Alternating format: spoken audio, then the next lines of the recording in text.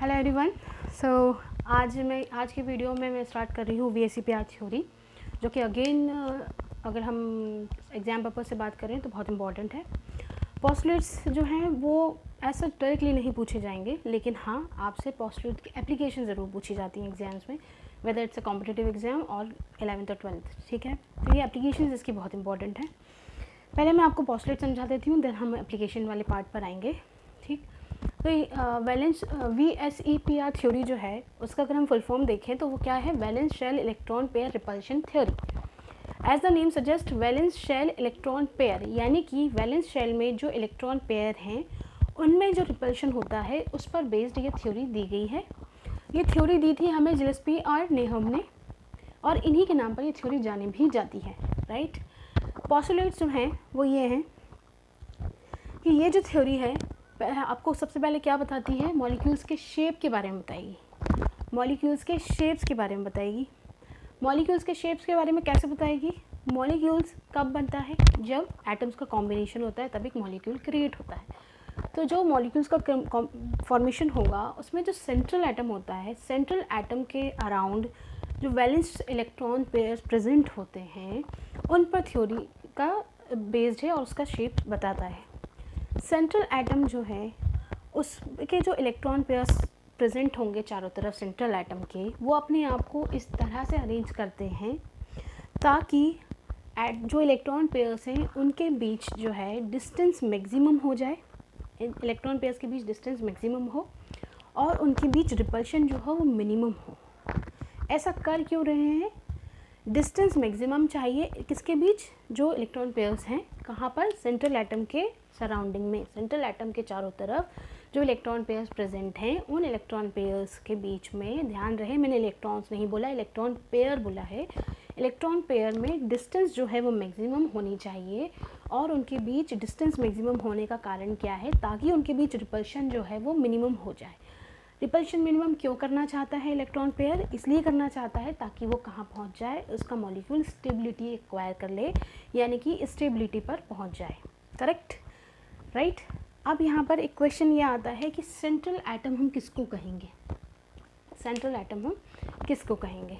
तो central atom वो atom होता है जिसकी इलेक्ट्रोनेगेटिविटी कम होगी, जिसकी इलेक्ट्रोनेगेटिविटी जो है वो कम होगी, और क्या कहेंगे, सेंट्रल एटम इलेक्ट्रोनेगेटिविटी कम रखेगा अपने आप में, और वो अपने मैक्सिमम इलेक्ट्रॉन पेयर को शेयर करना चाहता है या करता है। क्लियर, वो सेंट्रल एटम होता है। अब इस थ्योरी के अकॉर्डिंग, थ्योरी का कहना ये है कि अगर हम किसी वैलेंस सेंट्रल एटम के वैलेंस शेल को क्या मान लें, एक स्फीयर मान लें। इन्होंने क्या कहा कि सेंट्रल एटम के वैलेंस शेल को क्या मान लें, एक स्फीयर मान लें। तो इस स्फीयर के चारों तरफ इलेक्ट्रॉन पेयर्स अपने आप को इस तरह से अरेंज करेंगे ताकि उनके बीच डिस्टेंस मैक्सिमम हो जाए और रिपल्शन जो है वो मिनिमम हो जाए, सो दैट मॉलिक्यूल स्टेबिलिटी पर पहुंच जाए और एक पर्टिकुलर शेप वो एक्वायर कर लेगा। क्लियर है, ठीक। अब रिपल्शन का ऑर्डर दिया इस थ्योरी ने। रिपल्शन का ऑर्डर ये कहता है कि लोन पेयर में रिपल्शन सबसे ज़्यादा होगा, लोन पेयर बॉन्ड पेयर में रिपल्शन कम होगा कंपैरेटिवली, और बॉन्ड पेयर इलेक्ट्रॉन्स में रिपल्शन जो है वो सबसे कम देखने को मिलता है। ठीक है, अब ऐसा क्यों हुआ कि लोन पेयर में रिपल्शन सबसे ज़्यादा है, जबकि लोन और बॉन्ड पेयर में रिपल्शन सबसे कम है। तो मैं आपको बता दूं, लोन पेयर वो इलेक्ट्रॉन्स होते हैं, लोन पेयर वो इलेक्ट्रॉन होते हैं सेंट्रल एटम के चारों तरफ जो नॉन बॉन्डेड होते हैं, नॉन बॉन्डेड होते हैं, यानी कि वो केमिकल बॉन्ड बनाने में पार्टिसिपेट नहीं कर रहे। क्लियर, बॉन्ड पेयर्स नाम ही बता रहा है, बॉन्ड पेयर वो इलेक्ट्रॉन होते हैं जो बॉन्डेड होते हैं। कौन होते हैं, बॉन्डेड होते हैं, यानी कि वो क्या करेंगे, बॉन्डिंग बनाने में पार्टिसिपेट करते हैं। ठीक है, तो सेंट्रल एटम के पास चारों तरफ में दो तरह के इलेक्ट्रॉन पेयर्स प्रेजेंट होंगे, एक नॉन बॉन्डेड और एक बॉन्डेड।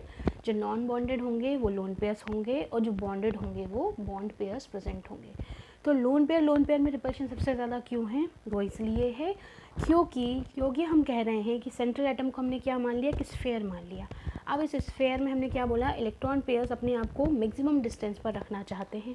अब मान लीजिए मैंने ये दो सेंट्रल एटम था, इसने 2 एटम से मिलकर इस तरह से बॉन्ड बना ली, ठीक है। लेकिन अब इसके पास क्या प्रेजेंट है, कोई लोन पेयर प्रेजेंट है, ठीक है। तो लोन पेयर जो है अपने आप को इन बॉन्ड पेयर से भी दूर रखेगा ताकि रिपल्शन कम हो, और यहाँ पर ऊपर लोन पेयर की पोजीशन आएगी जहाँ पर लोन पेयर में भी रिपल्शन जो है वो कम हो, क्योंकि लोन पेयर पार्टिसिपेट नहीं कर रहे बॉन्ड बनाने में। इसका मतलब वो सेंट्रल एटम के चारों तरफ ज़्यादा से ज़्यादा स्पेस ऑक्यूपाई करेंगे। क्योंकि वो ज़्यादा से ज़्यादा स्पेस ऑक्यूपाई करेंगे, इसलिए उनमें रिपल्शन जो है वो सबसे ज़्यादा देखने को मिलता है। जबकि बॉन्ड पेयर्स जो होते हैं वो ऑलरेडी क्या बना चुके हैं, बॉन्ड में पार्टिसिपेट कर चुके हैं, ठीक है। तो वो अपने आप को एडजस्टिंग स्पेस ऑक्यूपाई करके मिनिमम रिपल्शन में एडजस्ट कर देते हैं। क्लियर है? ये थ्योरी पोस्टुलेट्स हैं valence shell electron pair repulsion theory के, ठीक है। अब यहाँ पे एक पॉइंट ये भी आता है कि ये जो VSEPR थ्योरी है ये कब हम बना सकते हैं, जब हमें लुईस डॉट डायग्राम बनाना आता हो, ठीक, जो हम इससे पहले वीडियो में हम सीख चुके हैं। तो लुईस डॉट डायग्राम बनाना आता है हमें, तब हम VSEPR की एप्लीकेशन अप्लाई कर सकते हैं। दूसरी बात, रेजोनेटिंग स्ट्रक्चर्स पे भी ये अप्लाई होता है, रेजोनेटिंग स्ट्रक्चर्स पर भी ये एप्लीकेशन अप्लाइड होती हैं। तो रेजोनेटिंग स्ट्रक्चर्स क्या होते हैं, रेजोनेटिंग स्ट्रक्चर्स ऐसे स्ट्रक्चर्स होते हैं जिनमें कि कॉन्जुगेशन देखने को मिलता है नेगेटिव चार्ज का या पॉजिटिव चार्ज का, या हम कहें इलेक्ट्रॉन पेयर्स का, ठीक है। इसके लिए रेजोनेटिंग स्ट्रक्चर्स पर मैं एक अलग से वीडियो क्रिएट करूँगी, वहाँ पर आपको ये पूरा टॉपिक क्लियर होगा। अभी हम आगे बढ़ते हैं।